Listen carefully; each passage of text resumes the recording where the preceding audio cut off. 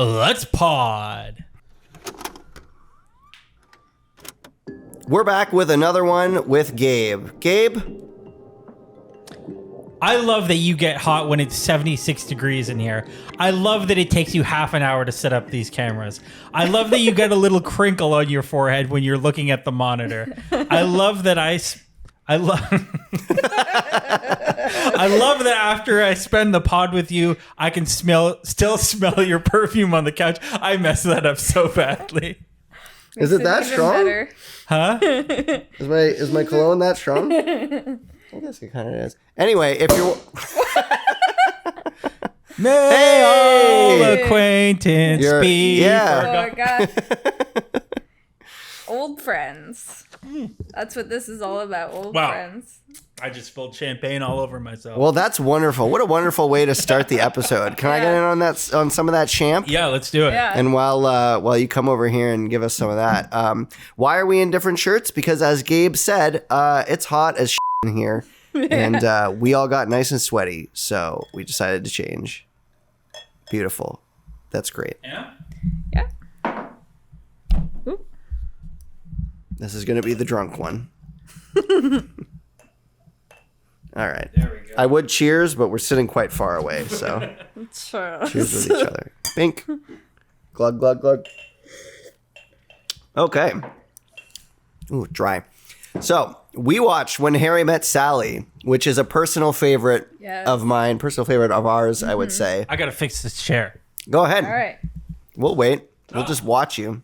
And we won't say anything to the podcast at all. Anyway, so it's a personal favorite of ours. I think it reminds us of our own relationship a bit, just because we were friends for a long time before we started dating. So it means a lot to us in that way. I was very excited to show it to you, Gabe. Much like the last episode, I looked on your watch list, sorted by my favorite movies, and saw that you hadn't seen it. And because New Year's is coming up for us, it will have just passed for the audience. We thought, hey, good movie to watch around New Year's because there's a couple New Year's scenes. So did you have any expectations going into this? And when you plan to wipe off the champagne that's on the other side of the microphone arm there? The champagne all over the microphone. That was much more aggressive of a champagne pop than I thought it was going to be. Because I had like half opened the cork, like... Oh, wow. At the end of the previous episode? Yeah, I like the beginning of the previous episode. And then you were like, wait, hold off on the cork pop. Yeah. And I was like, okay. So I expected, some of the air to have leaked out, but no, that was quite aggressive. Yeah. Sorry, what was your question? Expectations going into this movie. You said you had seen a couple of scenes beforehand. Yes. I mean, yeah, it's an iconic film. The one diner scene is obviously extremely iconic. I mean, well, so much of it is. And so I had seen like little clips of it. Obviously, a lot of pictures of the outfits because they're also, we can talk about that later. But they're also, beautiful costume, as many Nora Ephron. Well, there aren't that many Nora Ephron movies, but as that type of attention to detail is something that Nora Ephron's known for. Oh, for sure. I mean, we'd also just watched You've Got Mail just a couple days ago, so that was getting us in the mood for really solid rom-coms. Mm-hmm. So, and you had said that earlier this year you had watched a rom-com that was your favorite of the year. So I was like, well, why don't we show you one of our favorite rom-coms? How did this compare? I mean, yeah, this blows. I didn't actually say that I had just watched one of my favorite rom-coms of the year.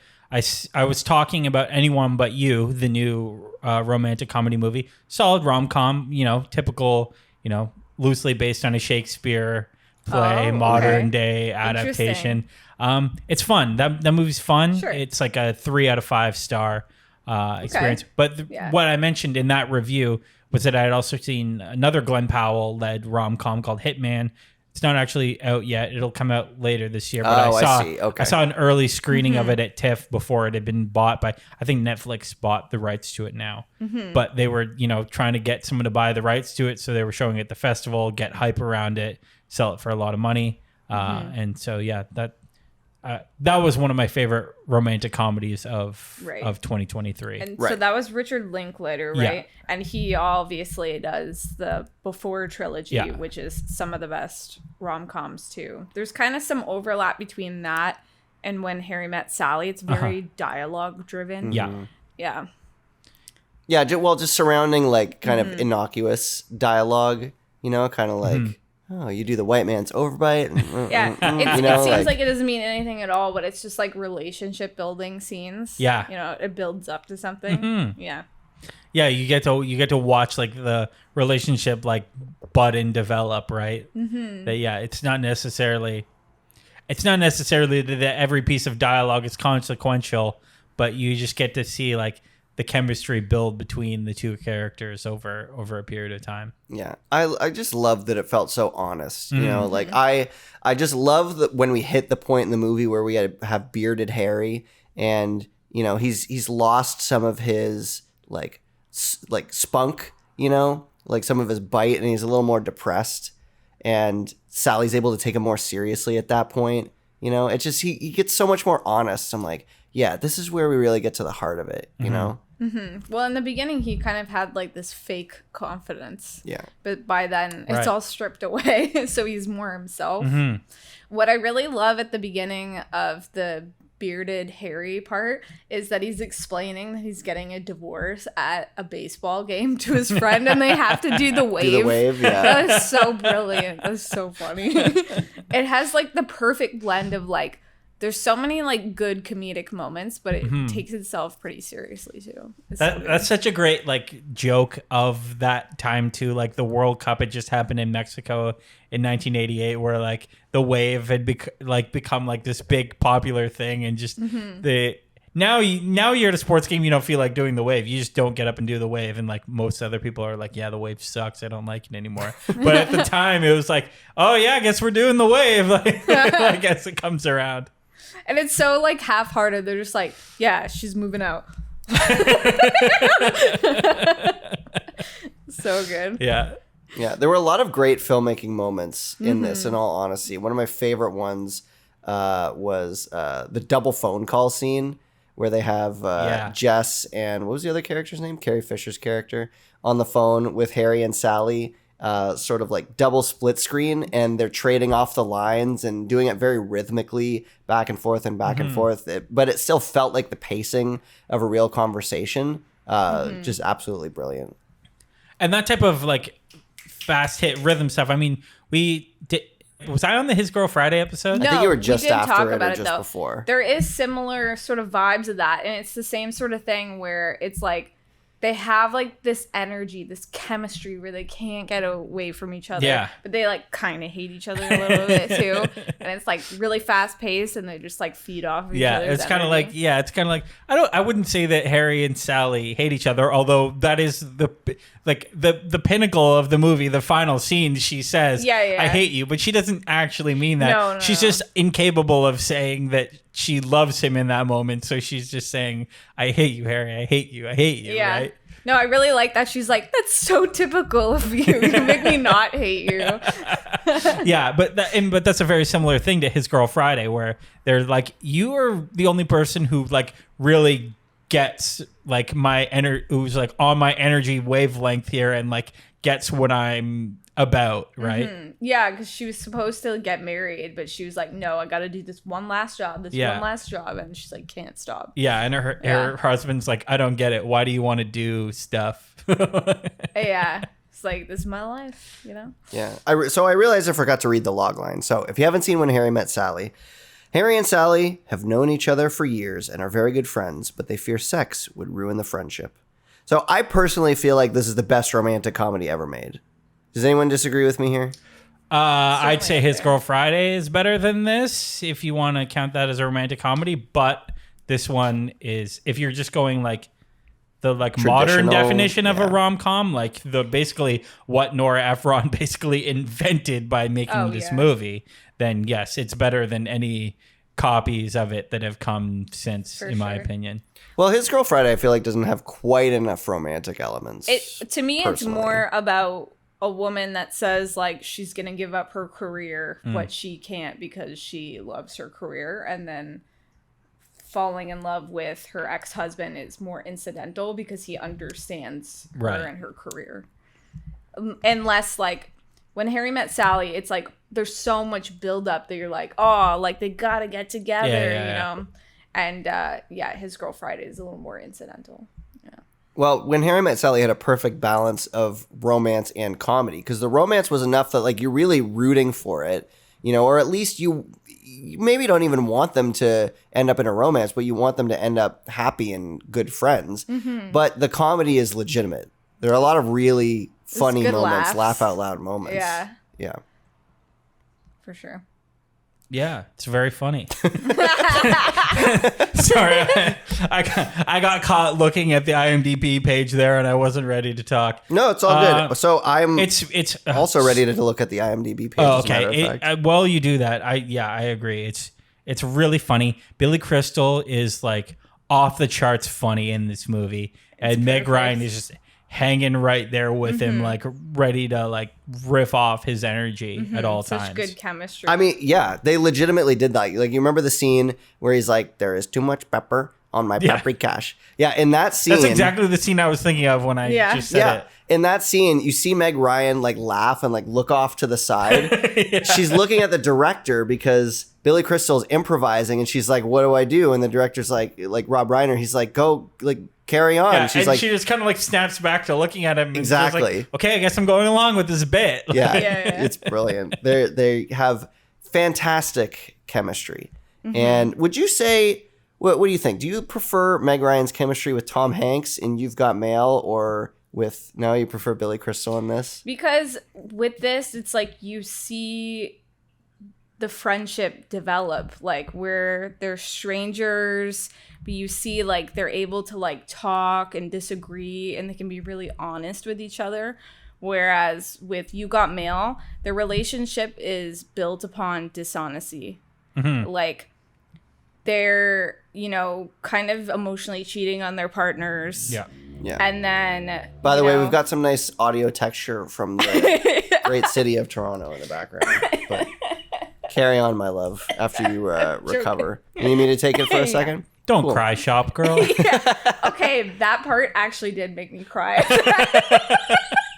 I couldn't help the build up. I'm not saying I don't love the movie. What I'm saying is, it's a beautiful movie. It's better than Sleepless in Seattle. It's like he ruined her store that she inherited from her mom by like doing the big box store, and it's like great, they become friends afterwards, but then he like pretends that he's not the guy, and they like talk about the guy. Yeah, he like manipulates her for a little bit, which is like not cool. Yeah, and he's like, oh, like he says this, but he probably means this. But then at the end, like, because Tom Hanks and her are like so good, and like Tom Hanks is such a sweetheart, that it's like you can buy into it, and you're like, I wanted it to be you, and it's like, oh, this is so beautiful. But like when Harry Met Sally, it feels a lot more genuine, like a real relationship. More honest, Mm-hmm. And they do like these interludes throughout the film of, I think it's real couples talking about how they met. And like they're older, and they're like, you know, this is how we met, and like we've been married for like 40 years, and it just feels like the movie is all about like long-term companionship, and it's not just like a whirlwind romance that like you're gonna give up on. Totally. Yeah. It's like in it for the long haul. Like I feel like it's a really realistic portrayal of relationships, and like a lot of relationships are just kind of like having fun bickering with someone about like stupid things. Mm-hmm.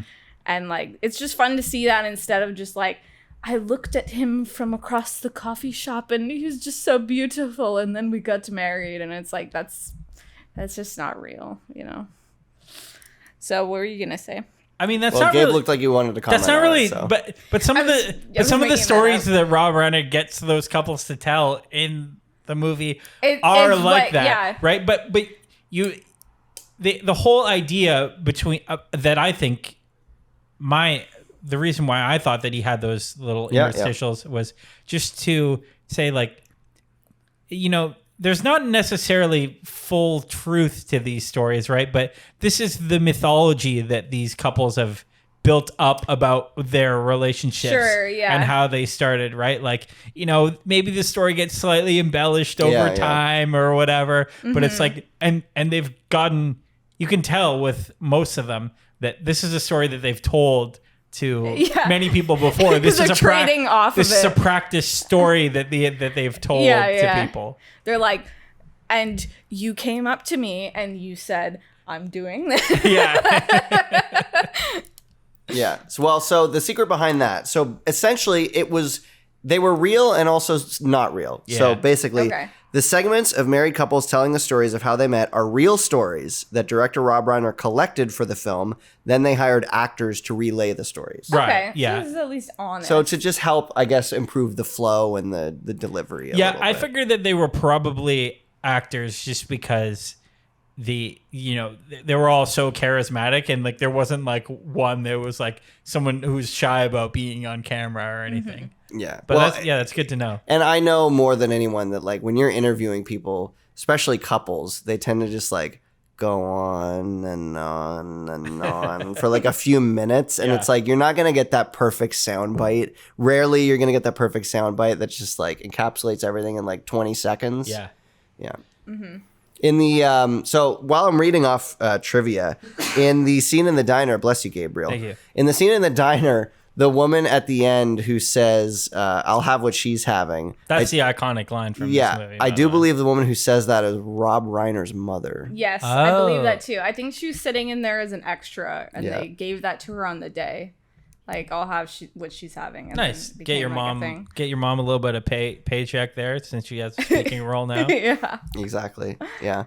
So some of the secrets sort of behind this movie is that Sally is kind of based on Nora Ephron, and Harry is kind of based on Rob Reiner. Okay. So it's interesting that, like, obviously I don't think they ever got together or anything, but it was definitely like a collaboration between the two. I don't think this movie could have been made by any two other people. Like, because I think I've listened to the commentary, and Rob Reiner's like, yeah, there's a lot of me and Harry, and the whole like being picky about like a food order thing I'm reading, that was based on a Nora Ephron quirk, personally. Well, I loved how earnest it was. Like, you see a lot of couples that are together long term. It's usually like a yin to the yang. There's one person that's usually like angry and like doesn't have like the best like table manners. They're kind of like outspoken, and the other one's kind of like, we have to be proper, and like they're more neurotic, and the other person's like a little bit loose, and like they balance each other out, and like that just felt like really honest, Yeah, for sure. Yeah, I think that's, I mean, Andrew already mentioned it before, that I think that's the great strength of this movie is how honest and real it is, while also being a very, very funny movie. Very funny, yeah. That's what makes it like such a great movie to revisit every couple of years. Yeah. You're like, oh man, like I forgot, like this is so good. Well, and you probably, revisiting it every few years, see, different parts of yourself, as you experience more, similar experiences to what they've experienced, what they're experiencing in the movie. And I mean, like, I'm almost the exact age that Harry and Sally are in the movie, so I definitely like relate to a lot of the experiences that they are having, I guess. Yeah. Go ahead. Yeah, because it starts with them at the end of college. They're 26, they're 31, I think, and then it's a little bit after that. Yeah, that seems to be like the age where a lot of people are like, I have to settle down. And so it seems like a perfect time for them to like regroup, get together, that kind of thing. What were you going to say? Well, just that like, maybe it's kind of odd, but the thing that I related to, the one small thing that I related to now this watch as opposed to other watches, was the scene when they were together as like a group of 6 or 8 friends or whatever. And they were playing a game. Yeah. And I was like, oh, we're finally there. We're finally doing that with people and like getting together in groups of people our age and like having games nights and stuff after years of like couples and stuff. Not that long after we got married, you moved to Ottawa when we got married. Didn't really know anyone. And then in the process of trying to meet people, COVID happened. And then we just had like a couple of years of not really seeing people and not really hanging out. And so seeing that scene, I was like, oh, we're finally doing that. We just did that a few weeks ago. We're going to do it again. So that was kind of funny in that way. It reminded me of when we watched Goofy Movie most recently.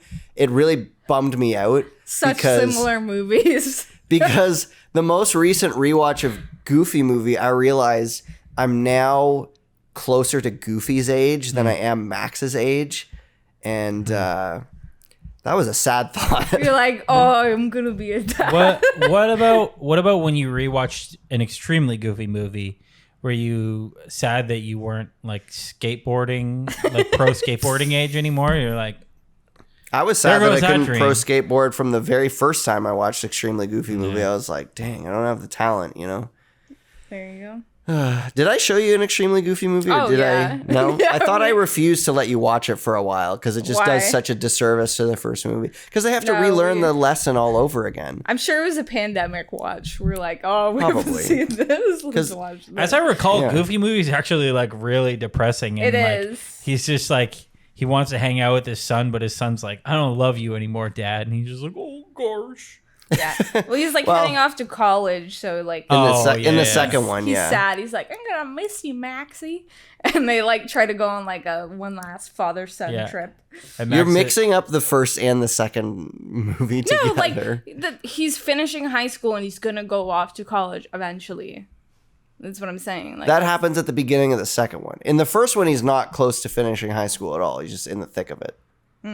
I see. Maybe we need to do a whole Goofy movie episode. I guess so. I love a Goofy movie. You can not invite me to that one.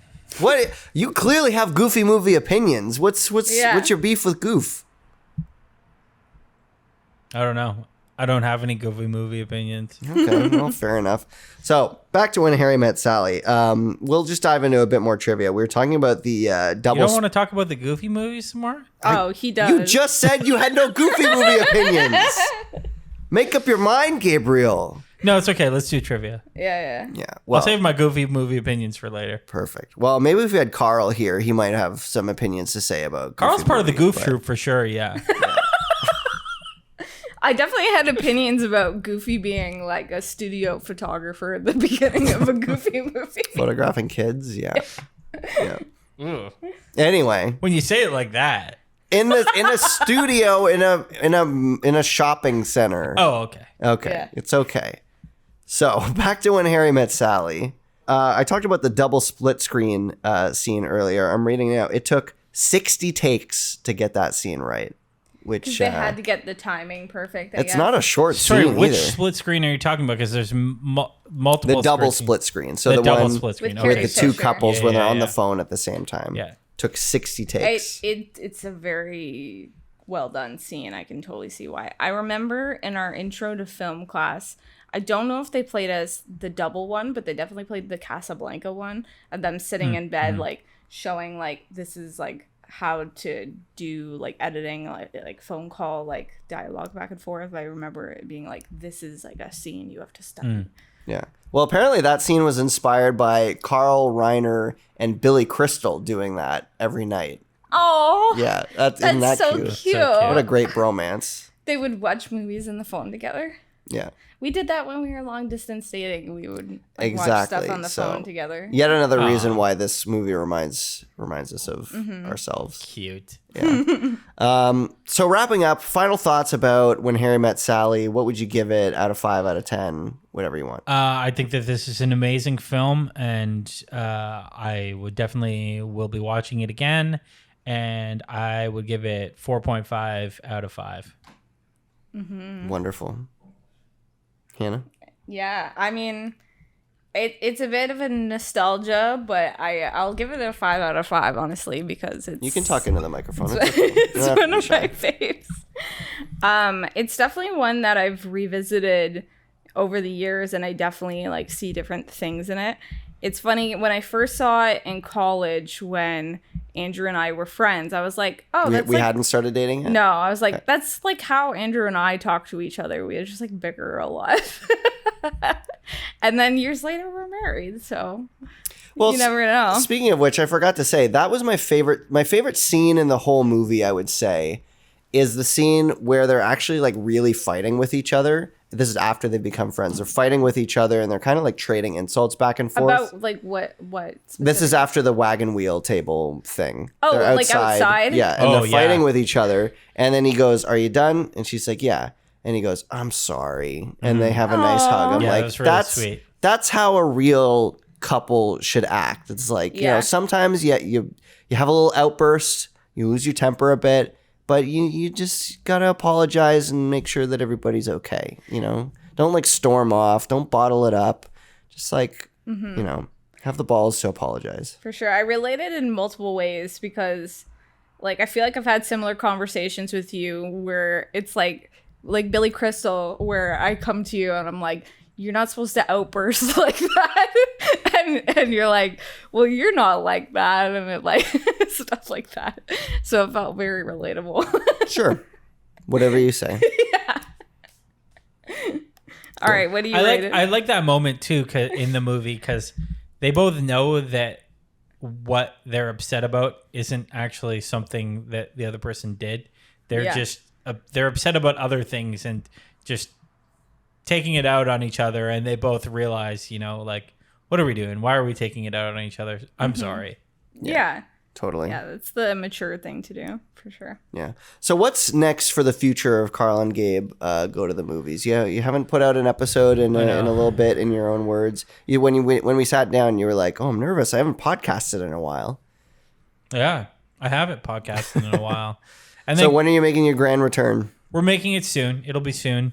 I'll want to recap my end of the year movie list. Well, by the time your viewers listen to this, hi viewers, we'll probably have already put out a new episode. Karl wants to do one about Christmas movies. Fun. I don't know if we'll do that or not. But you gonna be able to get that out before Christmas? It's in a couple of days. Yeah, I don't know if we will. So that's probably just a pipe dream for Karl. But how long does it take you guys to edit episodes? It depends. We're not doing the podcast anymore. We're just talking now. It depends. Sometimes it'll be like the next day that I'll put it out, and then other times it'll take me like a week and a half. Mm-hmm. do you have to do like heavy edits to it? Like, do you cut out a lot of sometimes shenanigans, or sometimes I have to cut a lot, but a lot of the times I'll just leave everything in. Most of the time, I just cut out parts where I'm like, Hannah, hand me your phone. I can't reach it. Blah blah blah. Yeah, sometimes I'll be like, and oh my God, what's their name?